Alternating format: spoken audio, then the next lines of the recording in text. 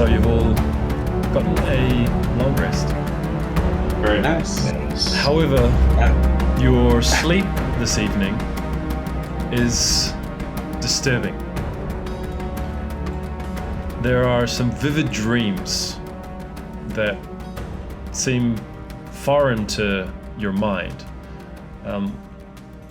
So I'm gonna roll a dice. And Mookie's 1, this is 2, Goonies 3, Wins 4. I mean, I'll just go first. Let's do it. Let's do it random. Win, tell us about Dr. Carey's dream. Dr. Carey has a dream.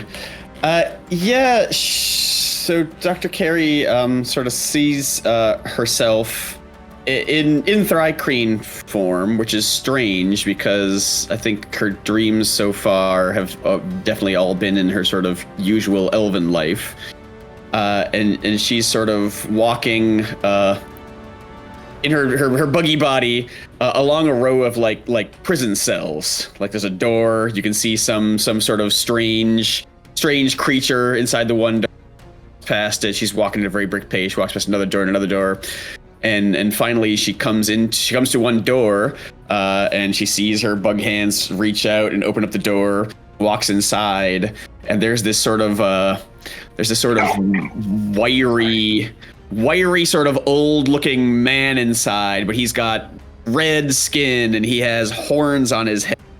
And he sort of stands as this creature sort of stands up, and Carrie sort of feels herself move right up to this thing and presses like nose to nose against this sort of devilish man, and you can like smell the sulfur rolling off this guy, which is strange because usually you can't smell things in dreams, I don't think, but she definitely has this sort of wisp, and she hears a voice saying, "It's time to go." And this sulfurous red man sort of smirks and says, "I don't think so," and Dr. Carey just shoves this person down and just as hard as he can, sort of just throws him against the wall. And the man sort of hits the ground and stands back up. And again, Dr. Carey sort of looms over this man, just nose to nose, really sort of just manifesting just sort of strength over this guy. And the Dr. Carey again says, "You know the rules, move." And this devil man sort of smiles, says, Fine. We need to keep the proper order around here, don't we? You know, don't you? The rewards of your masters are important. But there may be more generous masters, might there not be? And this man sort of walks away, and Dr. Carey follows after the man, walking down the rows, and the dream sort of fades away. Oh, okay. So as Dr. Carey kind of wakes up in the next morning, you feel something different about the connection with the body that you're in. It's like you're more settled in, like you're now properly sitting in the armchairs rather than being perched on the edge. And it seems like a proper fit now. What is the first thing you notice about clicking with this body that your mind is in? Strange. So after this dream of just being this physical presence that she has never been used to, strangely enough, the first thing she notices is completely mental. She can feel her mind just sort of reaching out to people around her. And she can almost hear other people in their minds both speaking in a language that she cannot understand, and yet she knows that she understands whatever they're saying. Some change has happened in her mind where all of a sudden there's a strange connection that she's never felt before. Nice. Cricklet's just there, like quite nearby, just doing his forearm thing, kind of like being on the late shift, right? Because he wasn't working earlier. And you see Cricklet just kind of like looks at you and kind of like nods, and you hear in your mind, What's up? Oh, you got it working. Nice. This is. I usually have to use magic for this. Wait, what language was? cool. What? Oh no, there's no language. Okay. His mouth's like totally not moving. He's like, no language. This is just pure telepathic connection. This is what we Thrycreen do. Yeah, it is. I agree. You will ever like hang out and stuff. Like, it's cool. It's good to not be lonely. Okay. You'll have to tell me what kind of beers are good, I guess.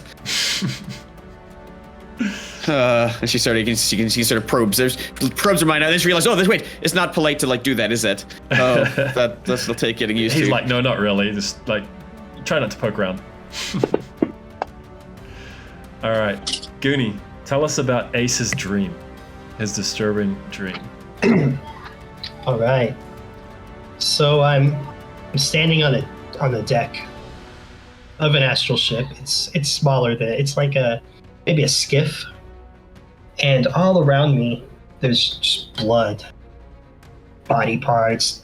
There's dead Hadozi, dead astral elves, and I'm holding this big it's like a great sword, but it's silver and it has a curved blade. I'm just hacking, cutting swaths through these sailors on this astral ship, and all around me there's other Gith, and they're all doing the same, just completely butchering this crew. I have no idea who they are.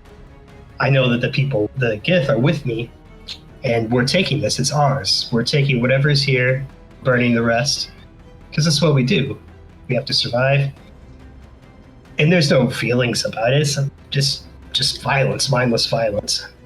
And I hear inside my head this dark voice, smooth yet kind of, I don't know, it's like oil on a blade or maybe blood. It says, Ustara. And I know that's my name.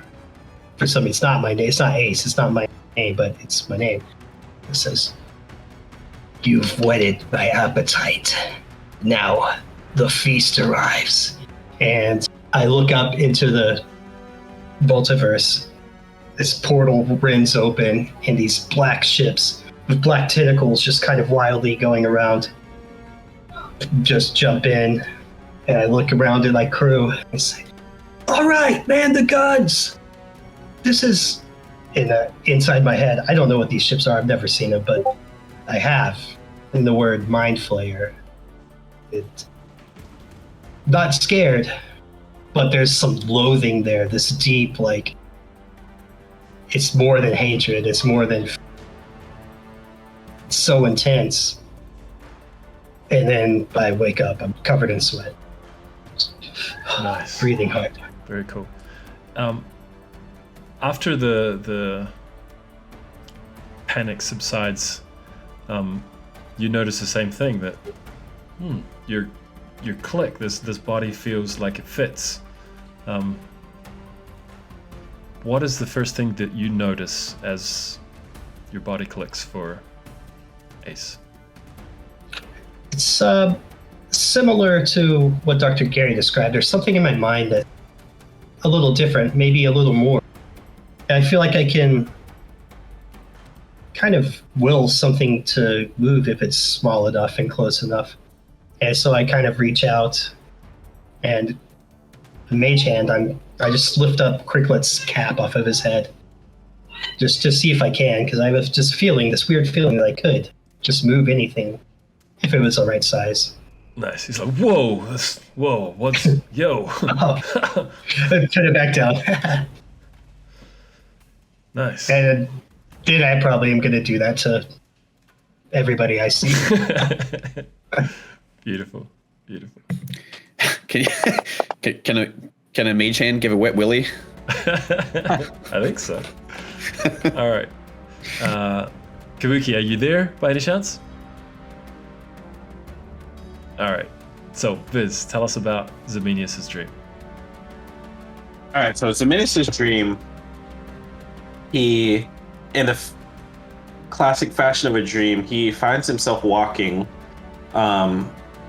in a wilderness, and he doesn't really remember how he got there or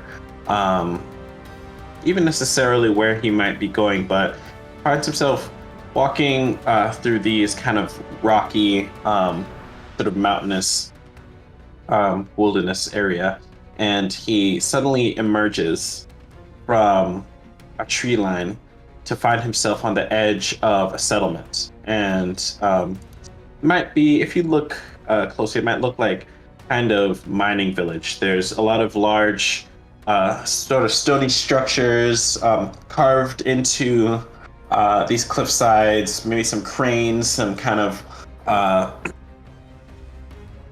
machinery, medieval machinery that for lifting and moving heavy things. It looks like a pretty good, like a pretty well equipped village, like a pretty prosperous village.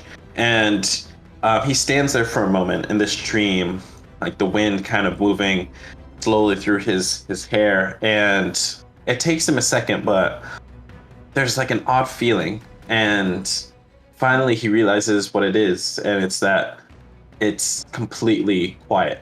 There's no sounds coming from the village, only the sounds of nearby nature. So he keeps walking, almost as he has no choice. He walks into the village, still dead quiet, and it's not nighttime. It's maybe, at least in the sense of the dream, you can tell it's not because everyone's sleeping. There's a depth to the silence and eeriness to the silence that makes it heavier than that. Finally, he gives into his curiosity and he approaches a door and he opens it. And this is when he sees why the village is quiet. On the floor are bodies. Still bodies looking as though they might have been clawing at their throats as they went to lie down. And he, at the first door, he kind of gasps and runs back. Then he runs to another door, opens it, same thing, more bodies. And he's seeing the bodies of adults, the bodies of children, elderly, and he starts running and looking through all these different doors, and he's finding more and more and more just the bodies of people. And as he's looking, he sees that these are people who have stony skin, maybe gems coming out of their body, their earth genasi, and he recognizes these. And as he's running, he starts having this very strange feeling that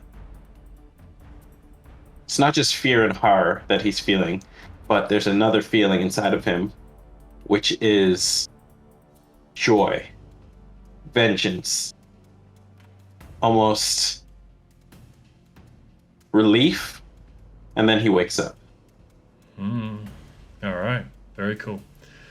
So as you sit back now with that clicking feeling inside your body, what is the first thing that Ximenius notices about a change to this connection to his body? Actually, he doesn't notice anything too active, but there is like a sense, he feels like slightly more in tune with the body. Like he feels like there's a deeper level of shifting that he might be able to do. Because there's always like a kind of ratty bit, but he kind of feels a bit more like he could slide deeper into that sort of bestial side of this jar. He doesn't do anything with that, but he just kind of feels that feeling and kind of shudders a little bit and leaves that alone. Very cool. All right. Kabuki, tell us about Axel's dream. Okay, so Axel's dream is he's in a stone chamber, and there's a pool of water in front of him steaming and kind of blurs his vision. As he starts stepping down into the pool or the water, each step, a disjointed memory pops in. So the first one is like him battling a skinnier, lighter Leonin, and in this fight, he feels a rake across his chest, and he feels it. Then it goes back to the pool. He takes another step in, and it's a different scene, and he's in front of a bunch of different animals right in the middle, lets out a huge roar, and they all start cowering. Then it goes back to him again, takes another step further into the pool, and it's him wrestling around with little cubs.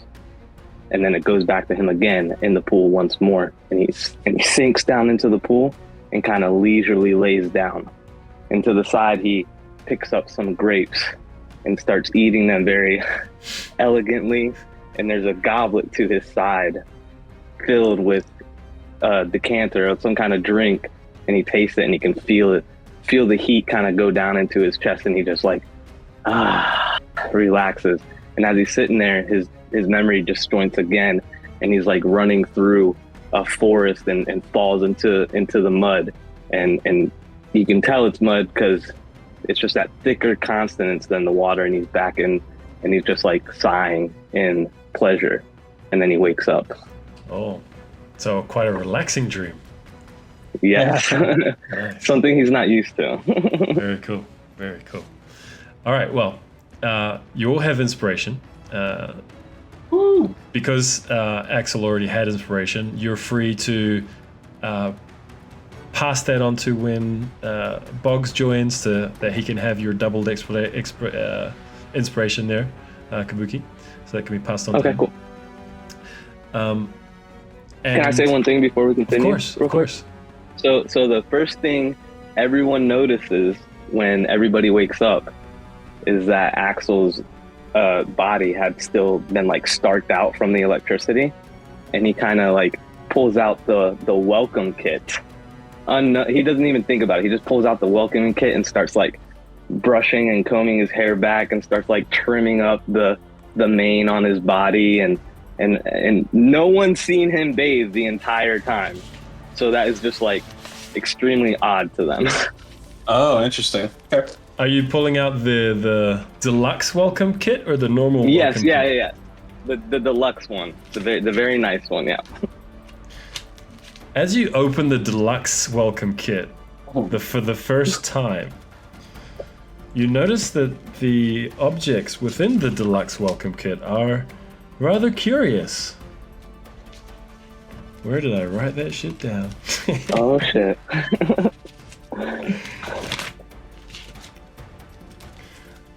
Okay. Each item within the deluxe welcome kit is marked into 3 sections. The first section with an I, the second section with an E, with an N, and the third section with a C. There's a body wash. There's soap. There's toothpaste. There's breath spray. There's nail polish. There's moisturizer, and there's dental floss. And there seems to be like a name on each of the items, and like a warning of secondary effects. Okay. So whenever you guys want to inspect those more closely, let me know. But that's the first time anyone has even looked at them, so they've been sitting there for a while. So what were they all again? Body wash, soap, nail polish, dental floss, moisturizer. Body wash, soap, hairspray? toothpaste, breath spray, Oh, toothpaste. nail polish, moisturizer, and dental floss. Okay, got it.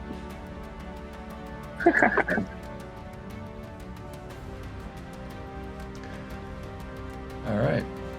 I was wondering Called if it dental anyone's floss. going to remember to look at that. I planned this out a long time ago. At the beginning, when Ace persuaded them to give us the deluxe welcome kit.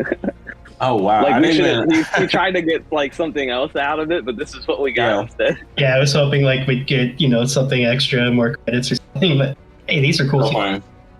It was just kind of a joke at first. So yeah, you like specifically see him like using the dental floss like in his teeth a little bit. Okay, you notice that the dental floss is wicked sharp. Like when you pull it out, it's like sing, and there's like a sparkle along all the line. It's like a wire, like, and actually, it marked on it. It's like dental floss, silence your enemy. Oh shit, this is gonna be cool ass stuff actually. So literally, okay, I'm totally cool with this keeping on going. So when he starts flossing, he flosses like right near the canine and slices off the tip of his left canine because it's so wicked sharp. Nice. And he's like, ah! All right. So, but for the sacrifice of half of one of your canines, you realize that this is actually a magical garrote. Whoa. It's a +1 magical garrote that always crits. Oh my gosh. And it will silence an enemy that you need to take out without them making any noise or screaming or whatever. Assassination tool? Jesus. That's perfect for Axel. He don't Could mind. come in really handy where we're going to.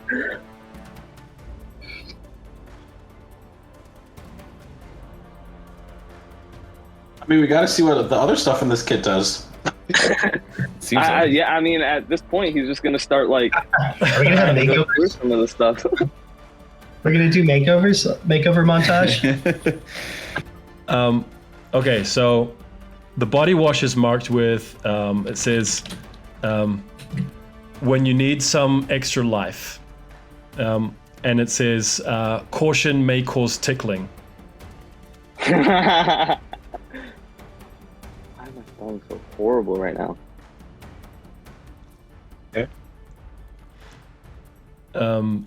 The soap says when you're feeling under the weather. And then the warning on it says, may experience change of color.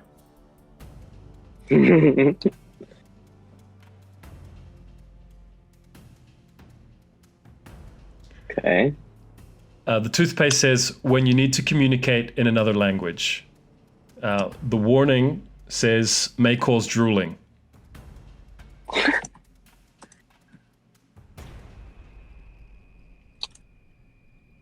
Yep.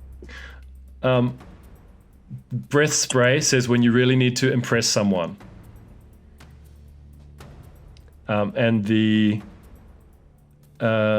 warning on the label says may cause uncontrollable singing.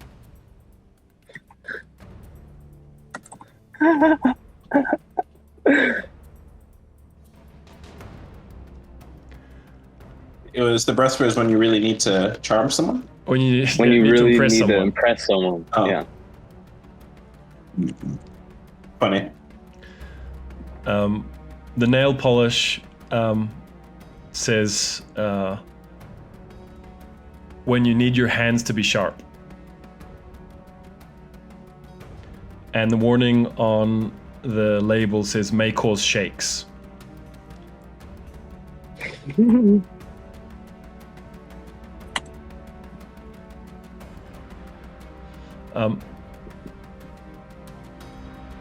The moisturizer says when things get hot.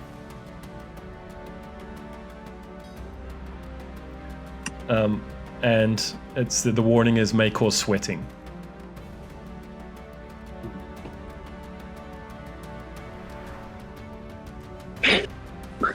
Sweet. All right. Yay! So funny. You're like, yeah, they finally opened this cool thing that I wrote months ago. Damn. Sick. Nice. So essentially, there are 3 uses of each of the items. All right. You can hold all of them. No, each of you has a special. No, we all have one. Oh wait, each have one? Oh my god. Yep. What? Boy. Yeah.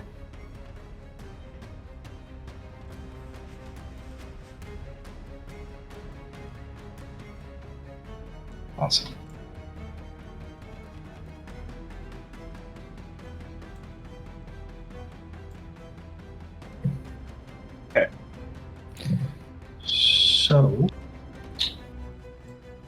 need to find the rest of these jamming stations. Yeah.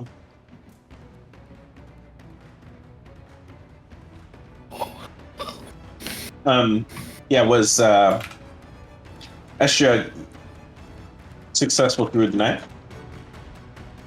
Yep, that I'm just added 6 speed to the total amount.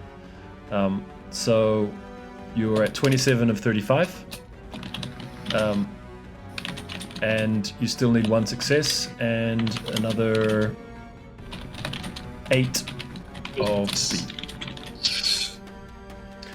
Which, if Dr. Carey was at this point to take over and use the full steam ahead ability successfully, then it would double to 12 speed and you would blast to the correct location if the direction is in the correct, which requires still the last check. Yeah, and at the cost of exhaustion. No, you rested. There's no. No, we rested. Oh, okay. Yep. Sorry. Do you want me back in the eye stock, Doctor? It was very. It worked very well last time. Yes. Do we feel? Head up there, we don't have any like radar or a sense of like what's. Around. I mean, like at this stage, you're still quite far away because you're moving at such incredible speeds. So, okay. When you start slowing down, you know you're going to be within approaching what would be essentially the edge of the crystal sphere in which is the reality is contained, and the place on the map that you're headed to. Ace seems to think that it's like right on the edge. As soon as you get in through that sphere, which will respond to the spell jamming throw and open a portal when you approach. It should be once you reach it. As soon as you're through there, it's like really close by. It's right on the edge of the system. Okay. Well, we're sort of in the danger zone now. That the Mercane could be on us any time. We know, so we definitely want to keep an eye out for them as well.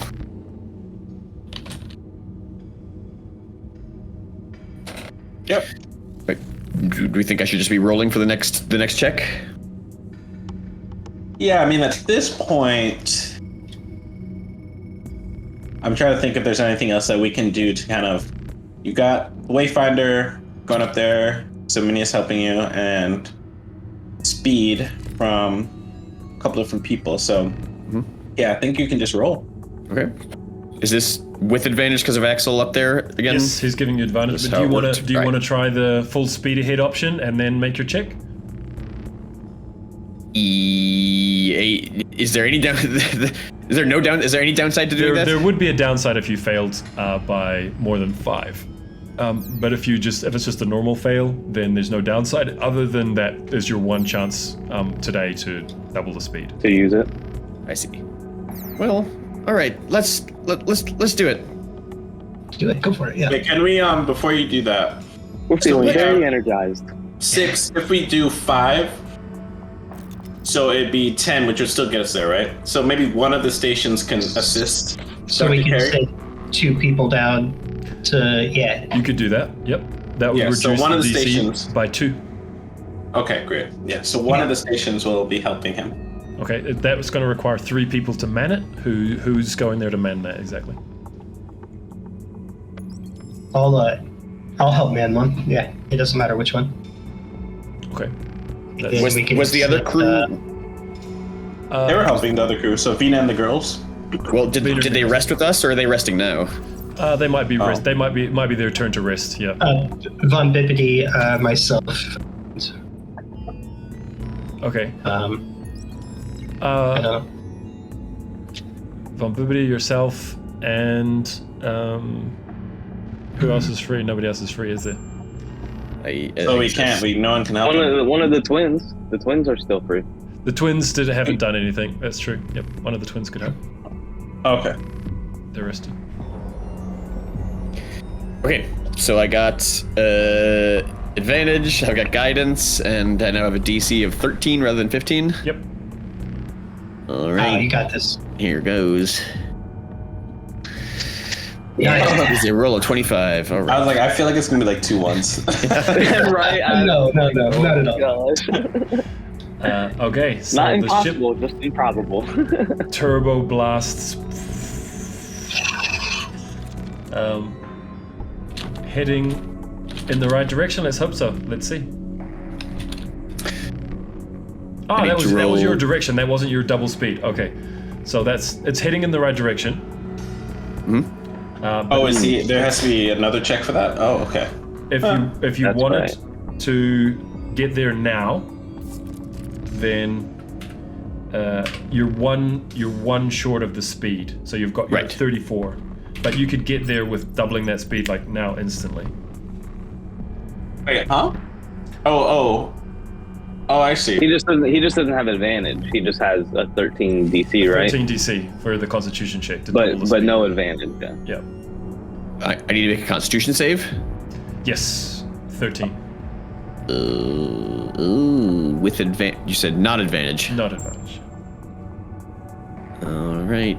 That's not nice strong suit. That was a 10. Okay, but that's just a normal fail.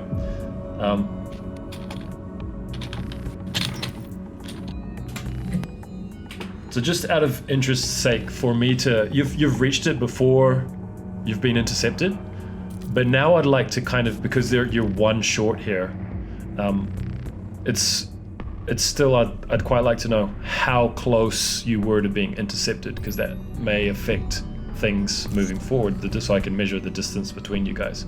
So if you can just make one extra navigator check for me there. One extra navigator. Just Yeah. unmodified. Also, actually, before, can I rally him? I just want to make sure that I can rally a save, or attempt to rally him. For the Constitution check? Yeah. Would that make sense? Yes. Oh, cool. So he's gonna attempt a persuasion check to. You still do have inspiration as well. Just in case. Okay, True, I do. natural 20 on the persuasion. Okay. So you're gonna get D4. Man up. It is not. I don't get it. A crit is 2d4. Okay, nice. Let's go. there's your 2 ones, though. There it was. Oh boy. God. That's pretty terrible. Yeah, so just make that extra navigator check for me there, Dr. Kara, just for me to measure how close they are on your tail.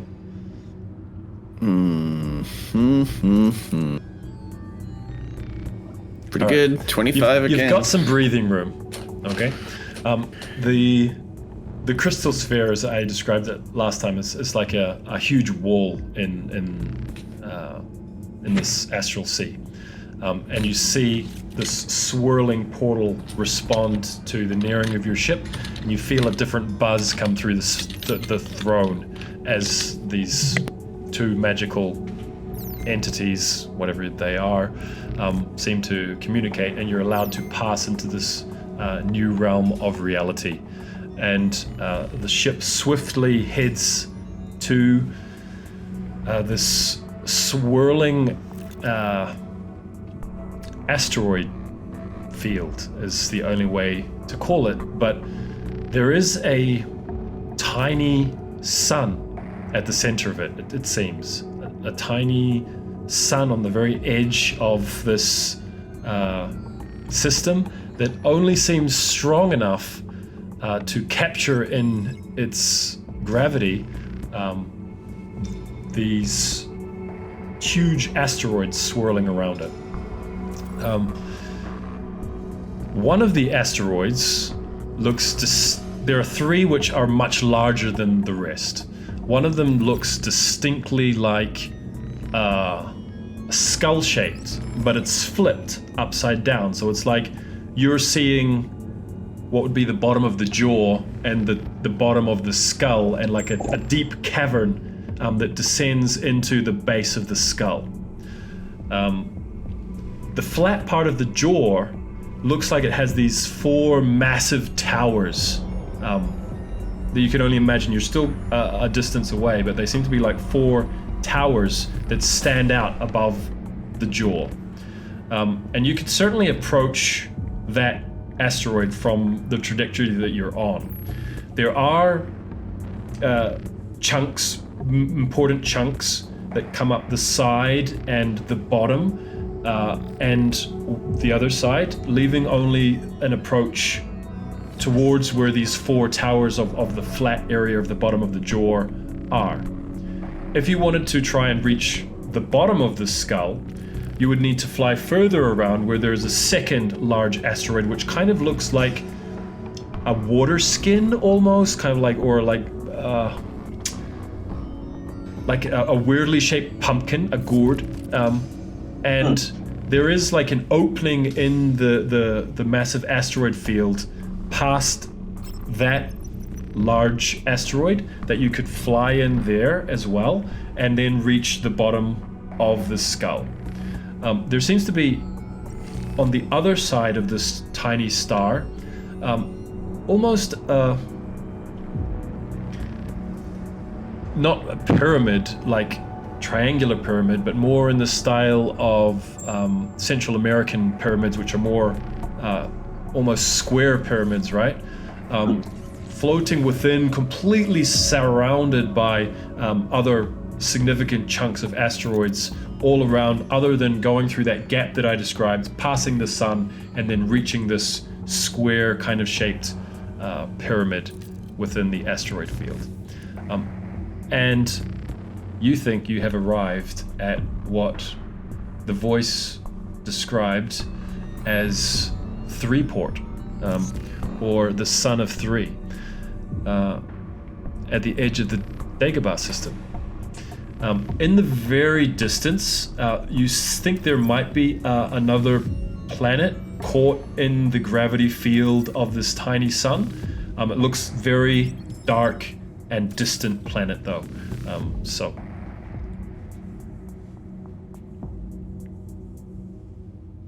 that's where you've arrived. Up is down, down is safe, up is danger. Up is down, down is up. It sounds like an upside down skull. But does down mean the bottom of a skull, which is really the top, or does bottom mean the top, which is now on the bottom? Down is up. Yeah, I know. Down is safe. That's the tricky part. Well, if up is down and down is safe, that means up is safe and down is danger. But then the skull is flipped itself, so you're like, Right. I don't like the look of towers. Wasn't there a bit about a port being hidden in the eyes?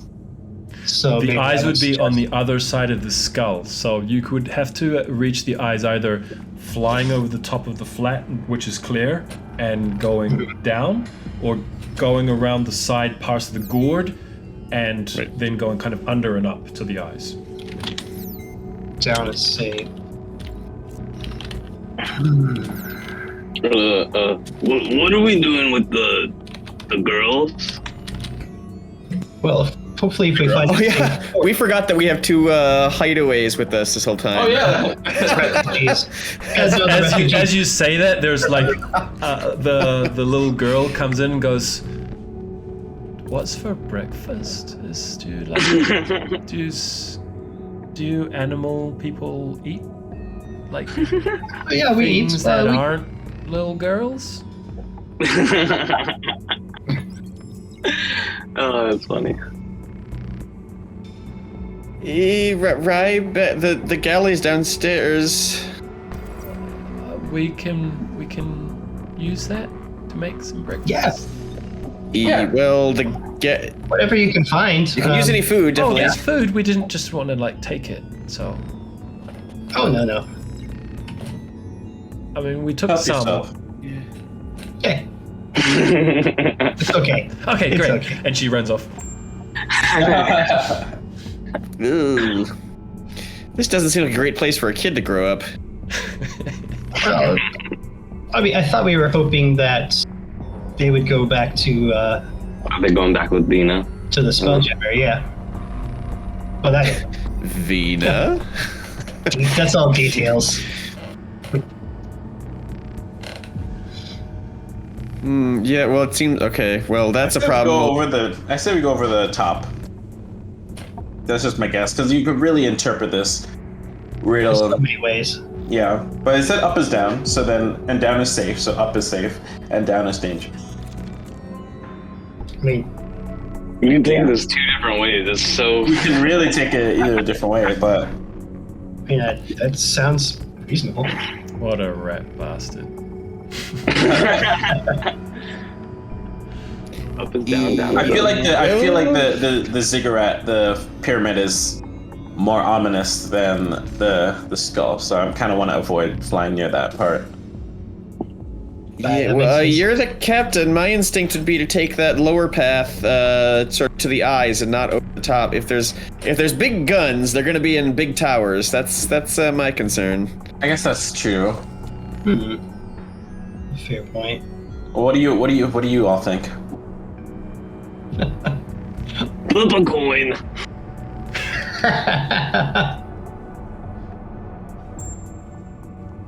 Ah, man.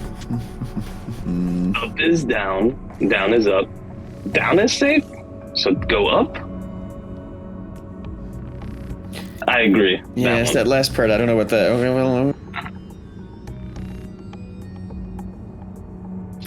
well, that's 2 votes for going over the top. Ace, this seems like it's your. Big decisions for me. It's 2-1, so you're either tying it or you're adding to over the top. Right. Are you Sylvester Stallone in it? Just say whatever comes to your mind. But let's just try to go over the top. I like things to be a little over the top. Okay. Oh gosh. As you Gary's approach, gonna be like, I told you so. Yeah. as you approach, where is everyone? How this works is the navigator, when you're when you're getting really close enough, the navigator is able to perceive. But with a too far out, it's kind of like having blurry vision. You can sense things, but mainly shapes and kind of blurry. So lookouts are valuable because lookouts can see much further and much more clearly than the actual navigator can. So Right. where are each of you? What are you doing? What's your position? What's your attitude as you approach this upside down skull?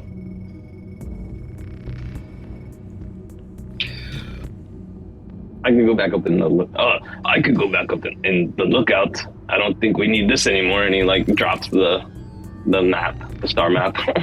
Just on the floor? yeah, just there. You see Von Bibbity's like, oh, that's Was not the Astral correct the place lookout, for or that. was Rolls it up, Ace the lookout? tucks it away, and gives it to Dr. Carey. Was Ace He was. Estria's a lookout?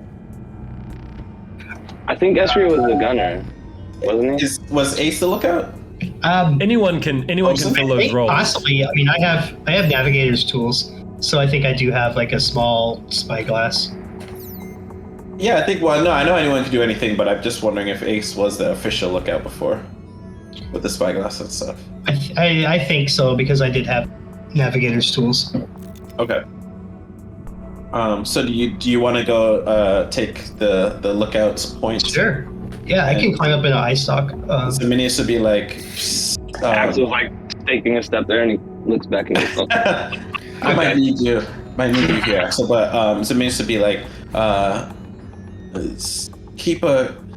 we need clear eyes, eh? So check out everything, and he'll give you a bardic inspiration. And remember that if you need a little better perspective, you can just stand on Rybek's corpse to just get a little bit higher up. He is making it very hard to look from that eye stalk.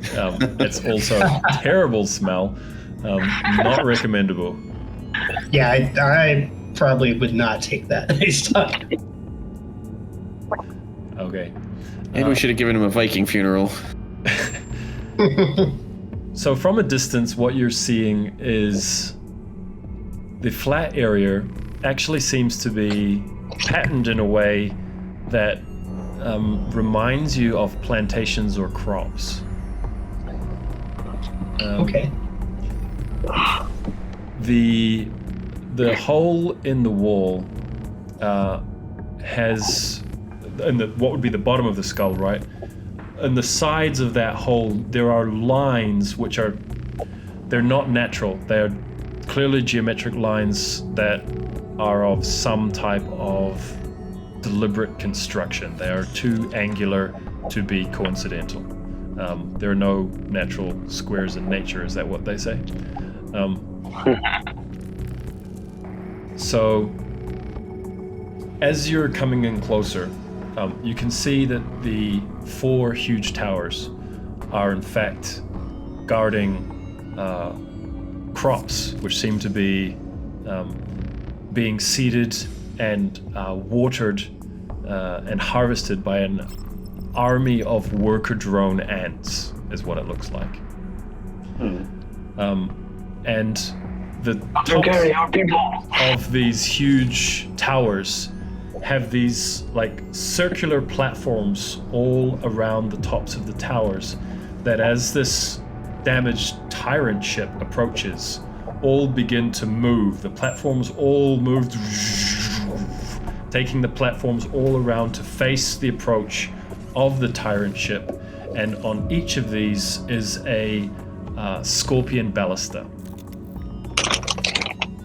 I don't think this is the right way. I'm not gonna say I told you so. There seems to be another ship. It looks like a galleon approaching from the direction of the distant planet that's come up at an angle, and you can see that someone on the deck of the ship has a black flag and seems to be waving it from the top of their crow's nest as they're coming in to the top of this plantation, and it lands in what seems to be a flat area near the large cavity opening in the wall, in the skull of the skull-shaped asteroid, effectively. That's what you're seeing. With the approach of that second ship, the platforms kind of began to split and face both of the ships, but now they've come back to only face the tyrant ship. What do you guys do? Ace, you report all of that? I would relay that, say, yeah, there's a dude waving a black flag. I thought he was a pirate, landed, and now the platforms are ignoring them and looking at us again. Should we wave a black flag? Yeah, so Minis is actually going to run up to the stock where Ace is, and he is going to start chanting as he goes up. And he's chanting in sort of crackling, fiery language I don't think any of you understand, because he's chanting in Ignan. And as he's chanting, there's waves of heat coming off of his hands, and you see kind of that same fire that makes up his butterflies kind of gathering, and he is going to use his Song of Creation to create a massive black flag, or not massive, but it's medium size, so it's the size of it's a big black flag, and he is going to hand that to you, Ace, and be like, all right, wave this, let's see what happens. I'd try to emulate the man I saw on the other ship. Okay, what's Dr. Carey doing with the ship? Is he trying to get past this, or is he going to bring it in to land like the other ship? I'm definitely flying casually, sort of. Put all the brakes on, just want to drift gently. Slow I don't know. roll. I want to turn the high beams off. Okay. Yeah, and unless I hear otherwise, I sort of give every intention that I'm slowing down to meet and not, come in hot. Okay, you see where the other ship is landed, like a much bigger, if you imagine it's like a centaur, where the 4 legs at the bottom are the torso of the ant, and then part of the ant is like a centaur, like upright with arms out, and you can see that they are holding a green and black flag and waving it at the ship, and then like waving it at the ground, and then waving it at the ship, and then waving it at the ground.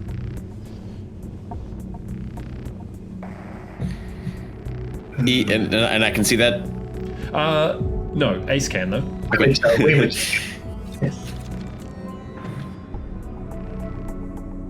What do you think, Ace? Should we park up here? Seems like they want us to land here. Uh, Those ants are kind of creepy, though, aren't they? I know. I'm like, are we about to park ourselves into the middle of a sort of cult Yeah. hive-like society? But well, it might make it harder for the Mercane to get to us. So, There's that. Yeah, Dr. Zominis will message Dr. Carey and be like, all right, Dr. Carey, bring us in nice and slow. We're gonna park up here and see what happens. All right, I haven't had a lot of parallel parking practice yet. I'll do that. Okay.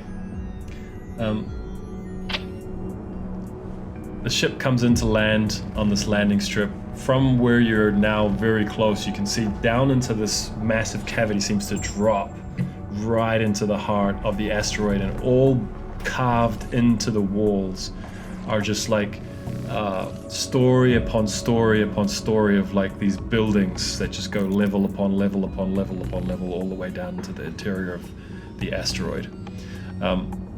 Scurrying out to meet your ship is a 4 fully armored and armed warrior-looking ant people, ant centaurs, shall we call them. And with them scurry these little midget ones who don't even have like mouths beside, following them like a tail, 8 of like these drones, and right in the center of them is this very extravagantly dressed, extravagantly colored ant person with like a big kind of weird hat that comes off his head with some type of plumes off the top of the head, and carrying a clipboard and a quill, and the warriors kind of like bang, bang, bang the door of the tyrant ship. I'll message. I will first message down to hopefully the little girl is by the galley. He says, "The guests are coming in. You might want to let us do the introductions." We're cooking breakfast. It's almost ready. Large ant people are going to be coming in that door, and then. Are they your friends? We don't know. Well, all of the animal people seem to be cool so far, so I'm sure it'll be fine. You cut out there. What was, say that again? I'm sorry. Yeah, the door is opening as she's heard of. Okay, they've only had good experience with animal people, so. So Minister can be like, well, what's I everyone guess else? we're gonna Where's find out. everyone else at this point in time? Geez, I was up in the ice sock, so I don't know if I could get to the lower level that on the time. Not quickly, no. What about? No, I would go Zominius? to the command deck. I think Zominius was also in the lookout, but he probably was making his way down to the main area, to the helm with Dr. Carey. All right. As he's coming out of that eye stock, he kind of sees Axel with his hand on his pommel of the sword, and he goes, "Do you want me to greet them, Carey? Bug, bug." The kind that doesn't involve slicing heads. And then he's like, he takes his hand off, and he's like, "Oh, okay." What the hell? the little girl is down there, so she's going to feel either very excited or very scared in a few minutes. Real fast. Protect the girl. Yeah.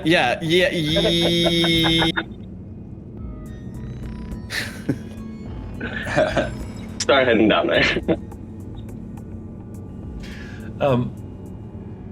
Axel arrives first, and he's greeted by the sight of the 4 warrior ant people are there with They kind of look like they're carrying double swords, basically. And with their double swords, these long staffs with blades at each end, just kind of like impatiently, like boom, boom, boom. But they have not entered the ship. And in the middle of the little entourage that has welcomed you, the very brightly colored, ridiculously covered head ant person is sitting there tapping the clipboard impatiently.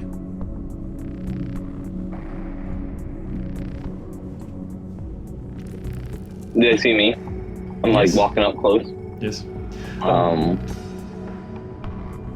Nothing changes while you're in the ship. It's kind of like, actually kind of goes over and goes, like looking around and goes, "Do you understand me?"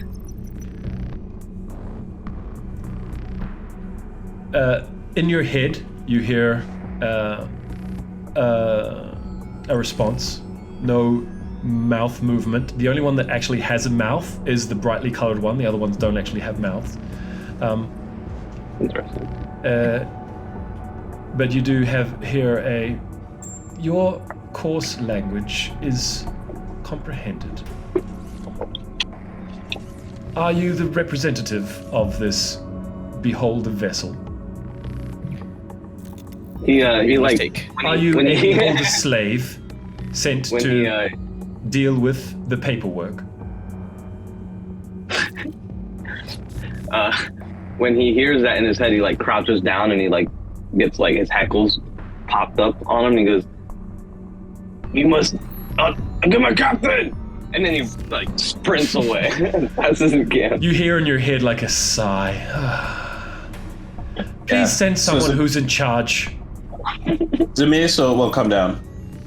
He'll stand and He's greeted with the same. The guys follow like, behind. with the double swords have not stopped the impatient banging of. and he'll say, and he'll like right before he kind of gets out, he will cast guidance on himself and just say like, "Good evening," or "Good day," I suppose. This, though we are in a beholder vessel, this is not a beholder ship, and the crew that mans this is, we do not represent the beholders. This happens just is the vessel that we are flying on. Who do I have the pleasure of addressing? You have the pleasure of addressing Nili Nala, third Mermark. Nili Nala. Yes, Nili Nala, third Mermark of the Queen, Hrindin. Nili Nalak, it's a pleasure, and he kind of gives a gracious, courtly bow, and he says, "You represent your queen well. I must admit some ignorance as to your community, your settlement, your kingdom here. We are the Are you Fomerian people who will soon conquer all spaces within the system. Of course you are. Do the Fomerians accept trade with visitors? Sorry, or are I we said not Fomerians. I welcome? meant Formians. The Formians. Sorry, not the Fomerians. The Formians. Do Formians accept trade with visitors, or are we not welcome here? Pirates are able to pass to their port when taxes are properly paid. Now, this is your first visit, is it? Correct. Let me explain. You must declare the value of the goods that you carry, and a tribute of 25% must be paid to the Queen. Any lying or deception regarding the amount of cargo you are carrying will result in the penalty of hive acclimatization, at which point all members of your crew will become active members of the hive, working to please and serve Queen Hrindin. I suggest you are honest in your dealings, and it all will go well. Please declare the amount of the worth of goods that your ship is carrying, Captain. I see. Well, we do not carry much valuable goods, unfortunately. We are simply, I would say, peacemakers of a sort. And we are being chased by another government who seeks to extract a vengeance upon us. But you speak Peacemakers, with did you say? fashion. That sounds like a worthless profession.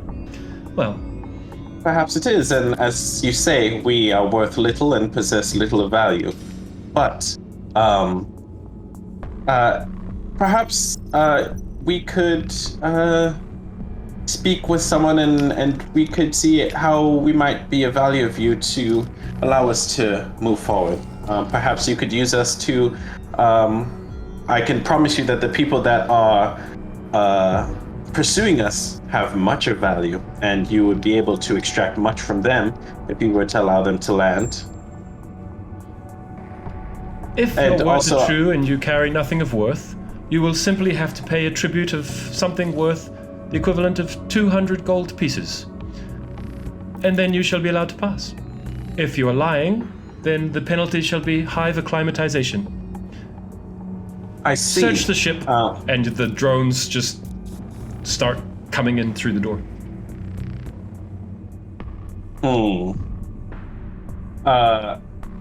Well, perhaps we can give you that tribute of 200 gold pieces. Would that be sufficient? So long as you are truly not carrying anything of worth. If you have been deceptive in your declaration, then you shall be acclimatized. All right. Well, feel free to search the ship, and I will produce something. I will see if that will be of value to you, of such value. Does that sound reasonable? Yes, I shall await the report of my drones. Okay. So they proceed to search the ship, which is not carrying anything of value other than the adamantine meteorite, which is safely tucked away in the bag which is on your hip. No one looks there. And so these creatures come in and they're going up along the walls, the roofs, everywhere, just like crawling up over everything. They search every single space inside the ship. The place that they don't search is the bag on your hip. Okay. And they return sometime later. What's everyone else doing in the meantime? It will be an hour to search your ship. I was behind Zoe the entire time, guarding him as a stalwart first mate. I think Carrie, well, she disengages from the helm, but I think she wants to stay up there with the helm. She's very concerned that they're gonna once she sees that they're searching, she's very concerned that they're gonna want to go down to the hatch, which doesn't have anything of value. They do want to go. They do? They all sit there around the hatch, in fact, and start kind of clicking at you, angrily, and then tapping on the hatch. So Carrie tries to reach out with her mind talk, and says, "Yeah, okay." There's just junk down there, and the beholders. Open. We fear no beholders. We are protected It is by the trapped. Queen. The Queen protects us. Open. It is trapped. Open. Can you sign a Open. waiver saying that we're not responsible for any danger? There bad things will happen. McKevin. Can you take care of this? Oh, he's like, oh, goodness me. And poof, he disappears and reappears. Poof. Got it. I can open this? Yes, they won't die now. Okay. Good. Thank you. I really enjoy our cooperation. It's very productive. Right. So she'll join up with the helm just enough time to sort of open up the hedge. Okay. You notice that the teleport that McKevin just did, and the teleport he used to appear before, was not a misty step. There was no explosion of mist around him.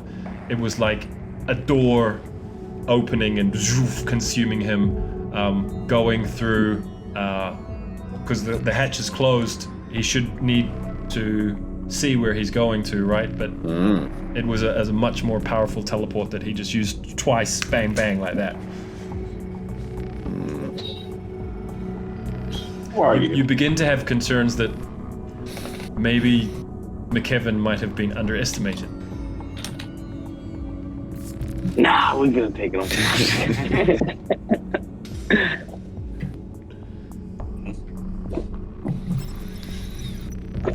Okay. Alright. Yeah. So I'm just gonna stand there and watch Okay. the. They I'll give him the stick. Search Let them that search. area. They successfully search that area, and they are not mass murdered when they go down the chute.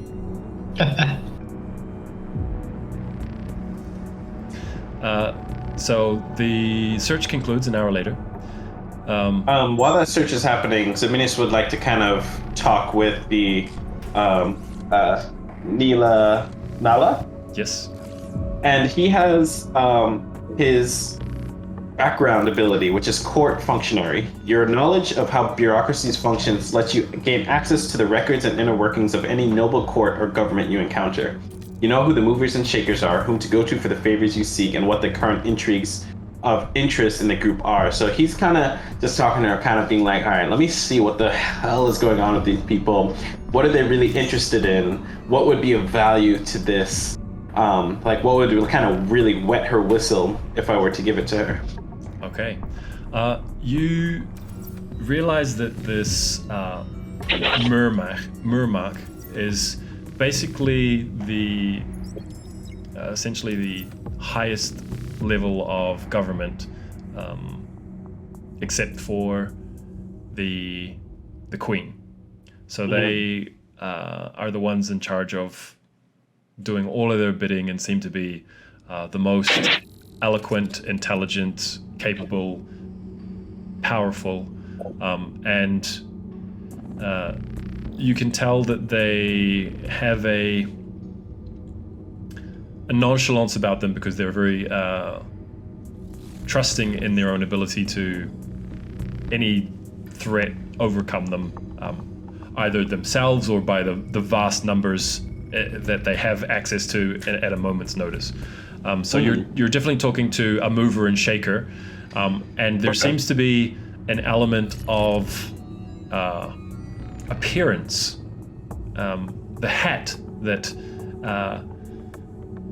Nili Nala is wearing seems to be worn with a great deal of pride, and the color scheme that Nili Nala is wearing seems to be very carefully picked out to coordinate the right amount of different blends of reds and of greens and blacks to fit the greens and blacks in this plume that he's wearing. Okay. Okay, so here's what Zomis is going to do. He's going to be, okay, let me go find your tribute. And he's going to go in, and he's going to use the Song of Creation again in private. This time, so because he already used it once, he has to spend a second level spell slot to use it again, and he will make a very fine royal looking robe of green and black that matches their outfit like really well. And it'll be like, so with the ability, the gold value of the item can't be more than 20 times your bard level. So it'll be worth 60 gold pieces, but he's hoping that with the appeal to this person's particular sensibilities, they'll let it slide. So he's like, this is from my personal wardrobe. It is a robe of my people of the finest silk. I don't think you even have anything you would be able to produce it out here. And imagine that this might be of interest to you as a tribute. And he'll kind of present the robe very, very gracefully. Nice. To Give this us a person. deception check to see how much more he values the robe with your story that you've just spun with it. Okay. And he would, like, kind of same thing as before, he would have cast guidance, like, right before he kind of comes back into the room, move up really quickly, be like, and make his move that way. Nice.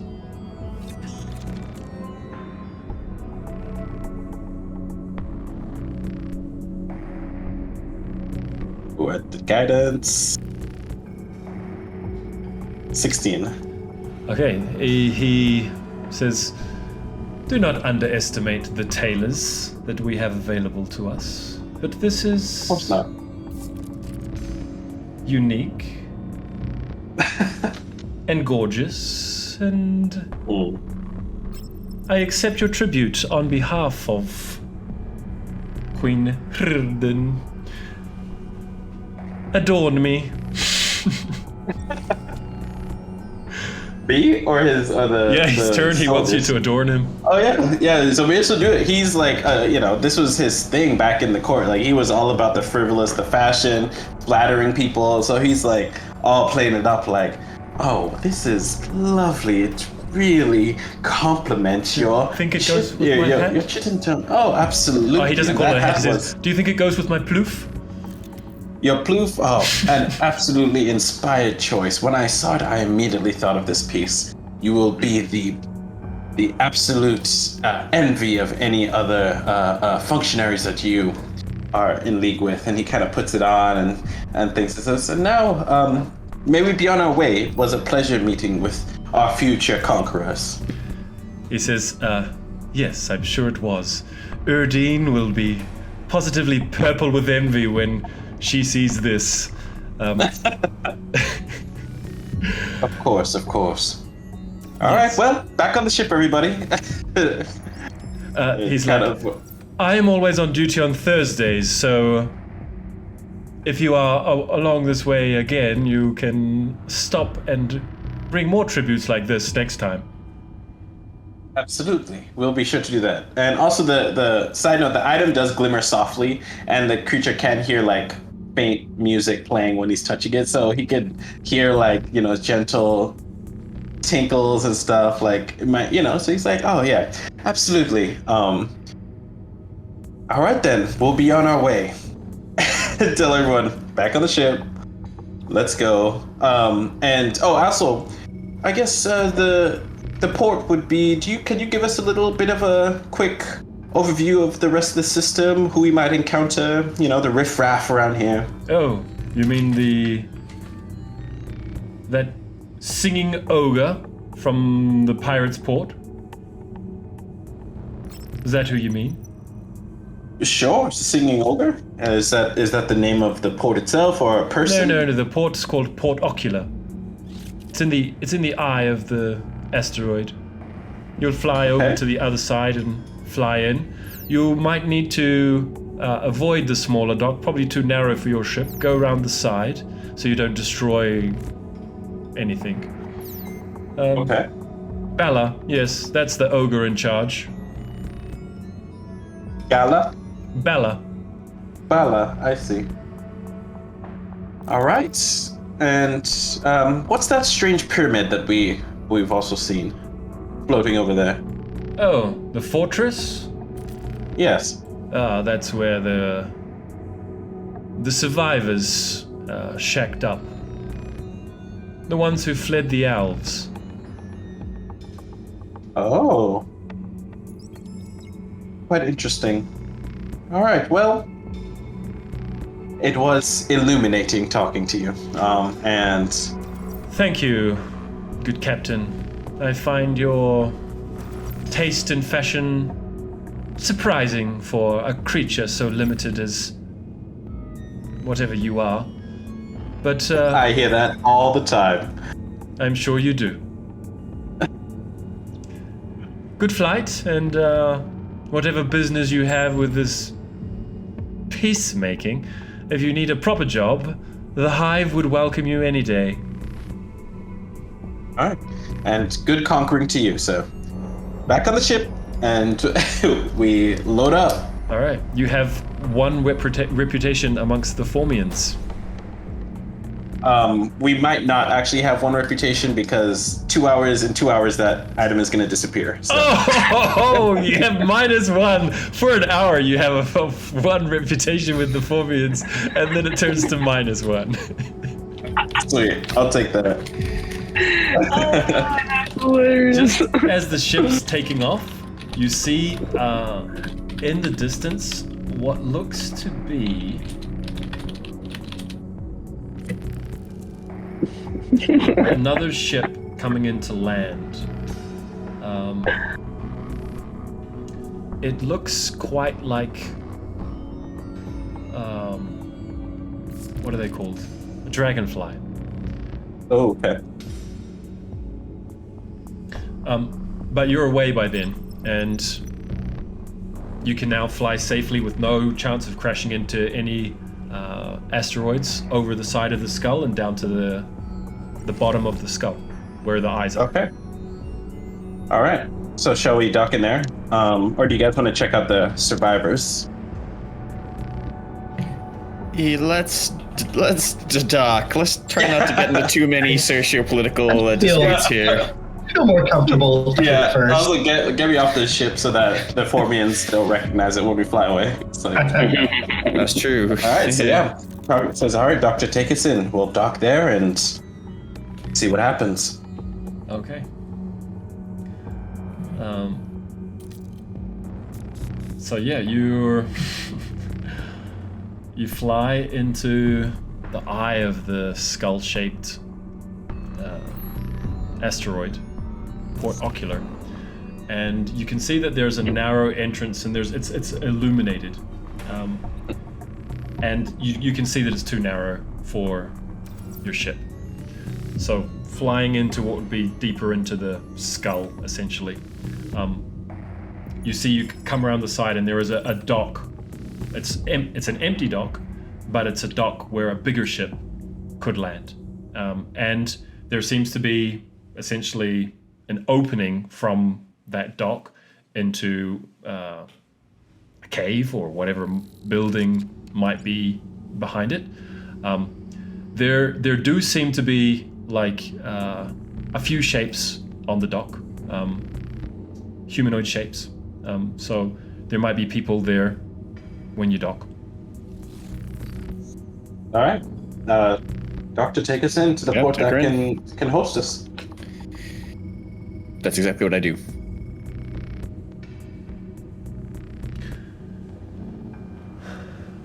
All right. How are you undocking from the ship? Are you all together? What's the play here? Are you letting at this stage Vina immediately take over the throne to let you down and then get the heck out of there? Are you going to wait see what the panorama is in case you might need backup with what's going on in here? What's the play? Well, the Mercane are tracking the ship itself, so I think we need to keep the ship docked until we kind of encounter them, and then I think we might need to all deboard and then meet up with the Mercane, and then have the rest kind of they don't have to stay with us, but the Mercane have to come find that the ship is empty. I guess we can stay with the ship and then have the Mercane meet us and send Vina and the rest away. Does that make sense to everyone? Or do you... Hey, McKevin, what are they going to be expecting when they come to find you? That I give them the meteorite so I can get my next instructions. They just think you're gonna let them just walk onto the ship and you'll be there? They're likely going to approach the ship and ask for me, yeah. And then expect me to give them the meteorite. Yes, we'll have to be here at least to encounter them. Yeah, Yeah, and it looks like they're kind of right behind us. They're not stupid, I will say that. So, they're probably going to want to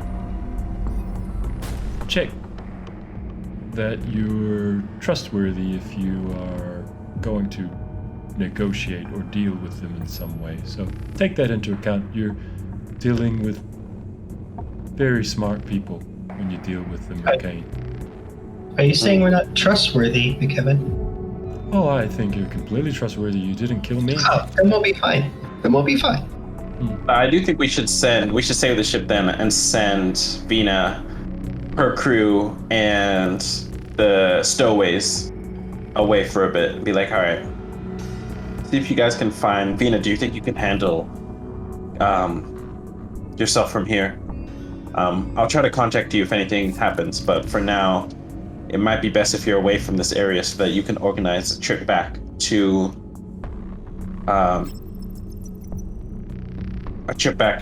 Inc.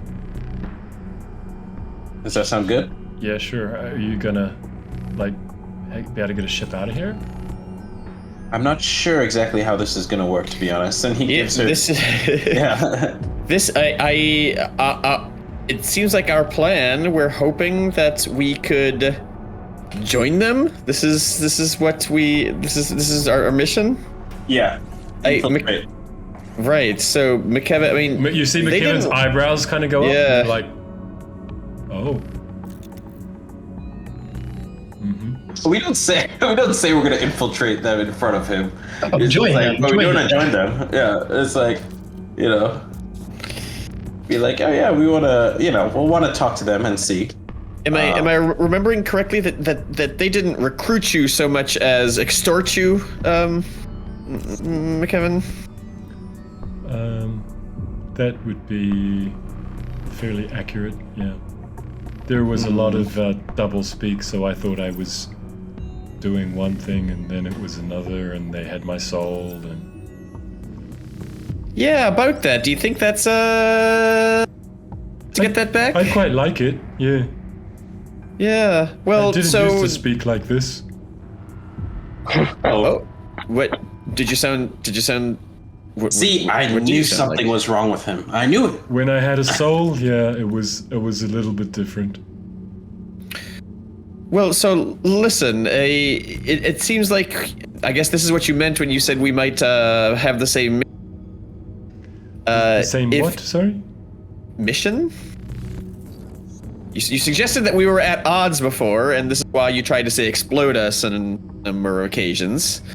Yes. But if you want to find your soul with these people, we want to get aboard with them. I think that is moving... If you help us, you're moving us towards our goal, and we're helping you move towards yours. He says, oh, are you starting to feel it? No. You're not feeling... I totally feel it. It within you. Am I feeling it? How are you feeling today? Well, my brain kind of a little mixed up. I gotta be honest. Oh, maybe it's just beginning then. Is this something about my soul? Because I really am attached to that. In fact, the soul is kind of all I have in this weird bug body. But yeah. it is feeling better today. That's good. That's true. Is that what you mean? Yeah, kind of. I mean, if you're not feeling it, then you'll know when. If I say that and you know, then you'll know.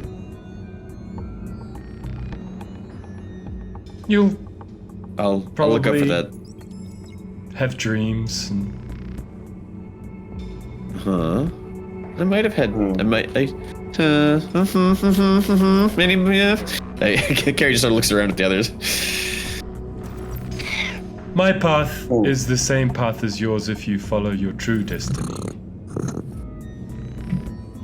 God, McKevin, I just...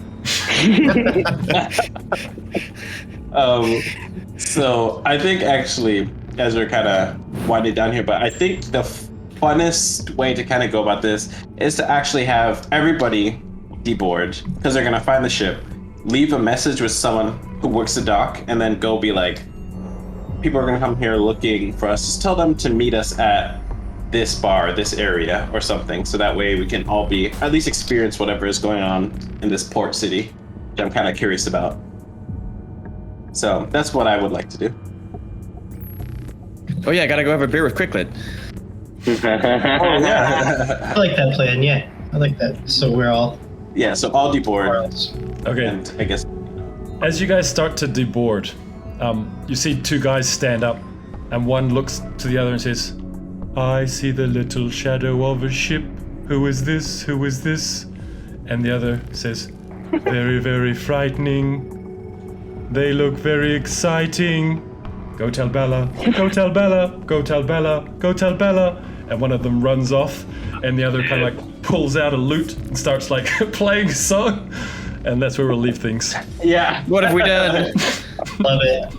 So it's like, oh, good. Music Lame. episode. Get the pan flute out. The singing, are we in the singing? Yeah. All right. No! I promised it would get weird eventually, right? Yeah. We all have to Damn. sing song along. Woo, Axel's gonna have a stroke. Nice to meet you guys. Excellent. All right, guys, that's where we'll leave it. Thank you, everyone, for joining us. I hope you enjoyed it, the evening, and we'll see you next time. See you next time. Bye.